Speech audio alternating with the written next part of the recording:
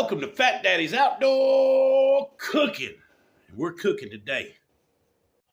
We're making gumbo on the grill. We got to use the smoker and our little propane setup. So we're going to be using all kinds of stuff today. Get ready. It's going to be awesome. So here's the story. My sister's coming in from the New Orleans area. She's coming on in to visit. And I'm going to surprise her with some gumbo, All right, this first part, we got to get this fire going. Let's first thing get this fire rolling out. We're gonna grill up this chicken, and then we're gonna smoke the sausage. All right, we're gonna smoke 1.5 pounds of this right here. It's called down home sausage. It's the hot flavor. It's not real hot, but it's got a good flavor to it. It's called down home. Put whatever sausage you like. I'm gonna use 1.5 pounds and then a little bit extra, probably about 2 pounds altogether in this dish, because I'm making a big old pot, and we're gonna preserve whatever we don't eat. So let's shut the grill and get it smoking a little bit. Store-bought sausage needs a little bit more smoke on there. Let's get her smoking. All right, we got a gallon of water over here on the propane side. We're going to put our seasonings in there and get them started.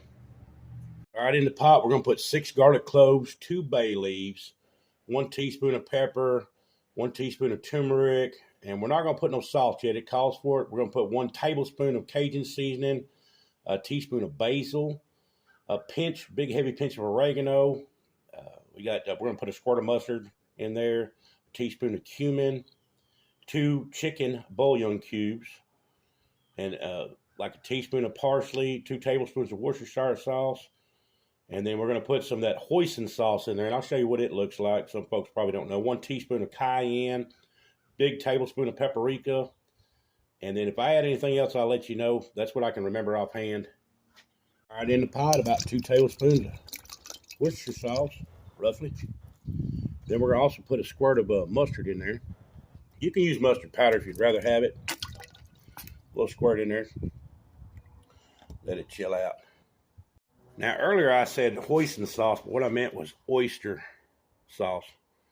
It's oyster flavored sauce. We're going to get a little bit in there, probably a couple tablespoons. And again, we can adjust our flavors when we taste it after the chicken gets fully cooked. Let's go take a peek at that sausage. Let's see what we got here. Ooh, look at there. What I've got over here is some oat. And a little piece of pecan right there. It's looking good. Look at it. How y'all are? This one out here is in memory of Justin Wilson. We got to put a little wine in there. Pick whatever flavor you want. The alcohol's going to cook out of it anyway. But this is in memory of Justin Wilson. Got to chuck a little wine on it. I guarantee it'll be good. We just going to put a little bit in there. A little bit more. I guarantee. Y'all remember watching it when you was a kid? I used to love that show. Look how pretty that sausage is. All we're going to do now is we're going to cut it up. And we're going to make some rounds. And then we're also going to take and just cut some of these up into chunks like that.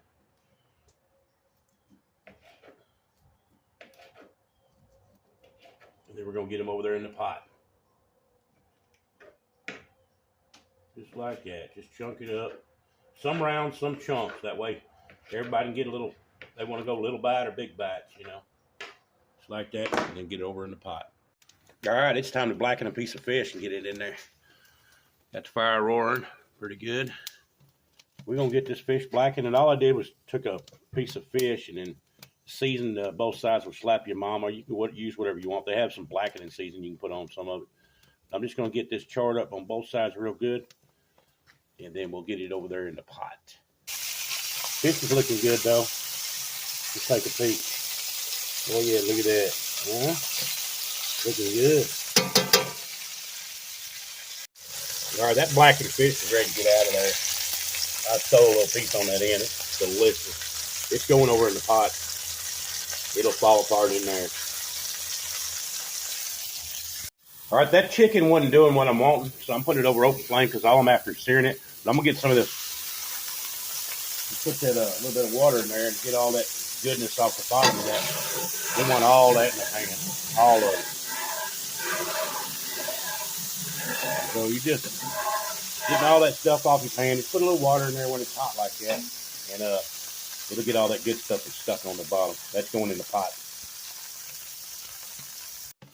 All right, it's time to make some chicken musical chairs here. We're just going to be moving them around. That's what we're after right there. You see that beautiful looking grill on there? Get that char going, get that fat kind of seared a little bit. That's what you're after. So we're just going to do some flipping.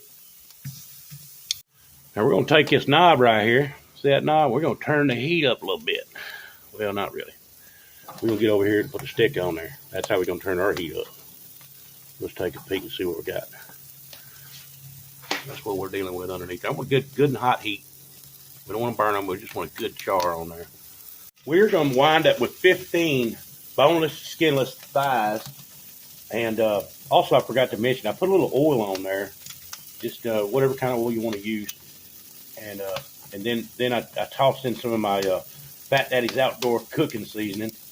And you can use whatever seasoning you like. Just season up your chicken how you would if you was going to grill it. We're not looking for barbecue flavor or nothing like that, though.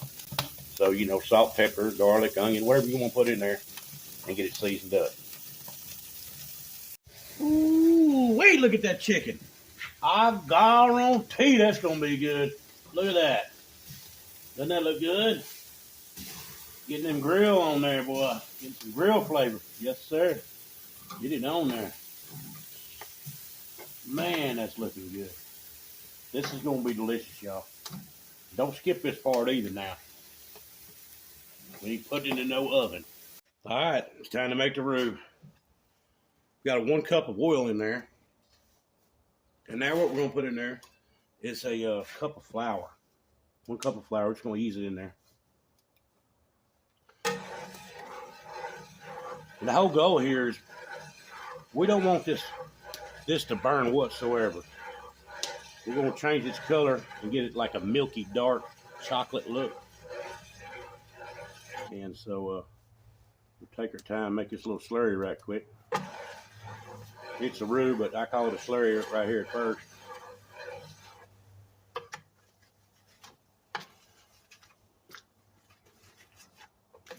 You don't want to burn none of the flour, so that'll make it taste nasty. It's kind of difficult to do over this wood burner stove. I mean, over this open fire, but hey, that's the whole idea.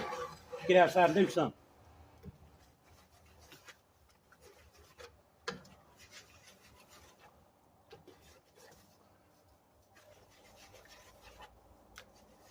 If I had thought prior to this, I'd have brought my whisk out. Get that flour in there.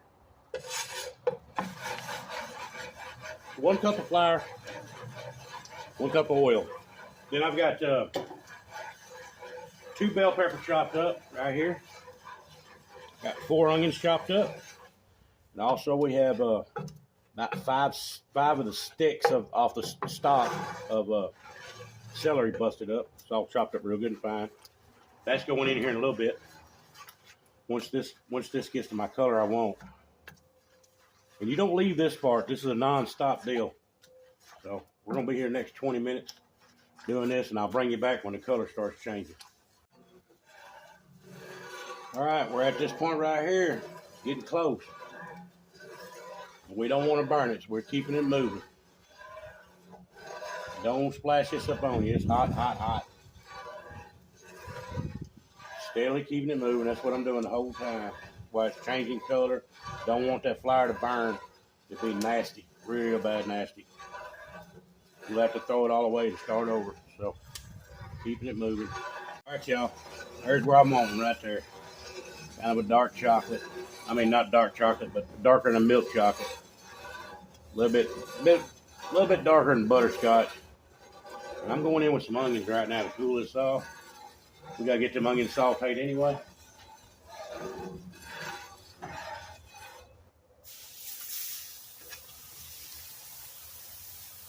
And that's gonna bring some more. We're not gonna stop here either because we don't want to burn this. But I'm gonna scoot it over a little bit.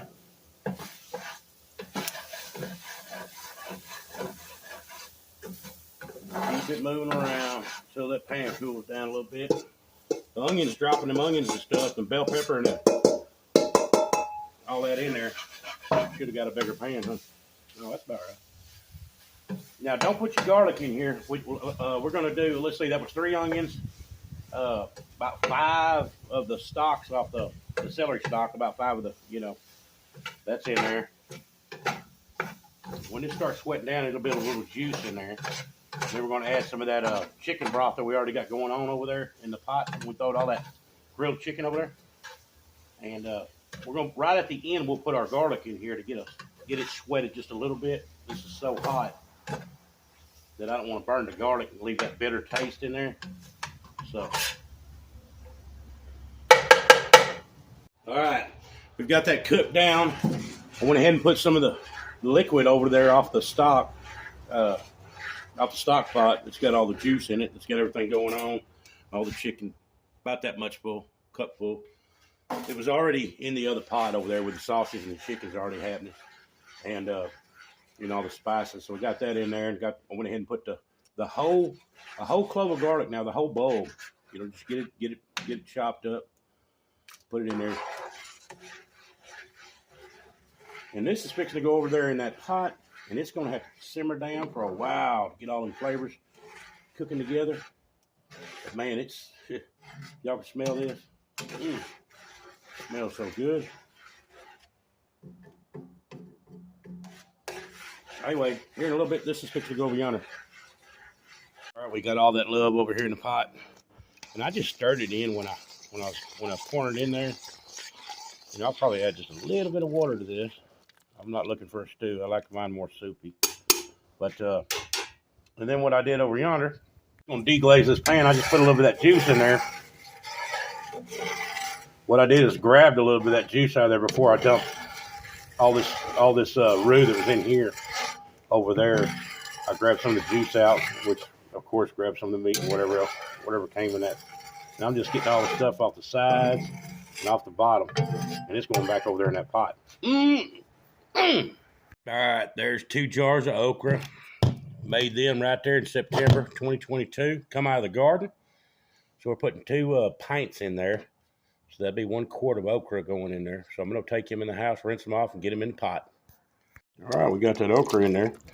I'll show you what you're dealing with. That's that big old Star of David okra. I personally like it for frying, but I like the crimson better personally. I don't know. It's okay. I love it for frying, but in stews and soups and stuff like that, and this gumbo, I'd rather have that crimson. It's a little bit smaller. And then about a pound of shrimp's going in here, but I'm not going to put the shrimp in here until about 5 minutes before we're serving this because you don't want to overcook shrimp. It just gets real mushy. All right, so the gumbo's coming along real good. I mean, so I said, I'll carry in some into Mama and see what she says. So I got her some of the juice. She didn't want none of the others. She said, no, she said, no. And I said, just try my juice and see where we're at. And she said, need some more salt. Yeah, so we're going to put some more salt in there. And this is how Fat Daddy's outdoor cooking puts the salt in there. You see that right there? I bought some salt. It got moisture to it, and it turned into a block. Well, I got to get rid of it. I don't need all this because I can't take it out once I put it in there. So I'm just going to chunk off some salt, all right? Chef style. Now, you know how you see them go, ooh. No, we're going to just chunk that stuff right off in there. I mean, crazy, right? Don't laugh. Don't hate. This is the way Fat Daddy does it. I'm not going to throw away the salt. It's still good. We're just going to chunk it off in there. I keep messing around. I might need a Band-Aid, huh? Hey, by the way, if you ain't watched my knife sharpening video, you want your knife sharp, go watch that video. It's called Emergency Knife Sharpener. It's pretty good. All right, we're about there. There it is. Boom, look, got a little chunk off there. That's what I was after. Boom. All right, here we go. It's taste test time. Get this light up here for you. Look at that gumbo. What we're going to do is you're going to make you some rice, some white rice. Go ahead and steam some white rice and put it right there in the middle with like a little ice cream scoop. And then pour all your juice and stuff all the way around it like a swimming pool. Look at there.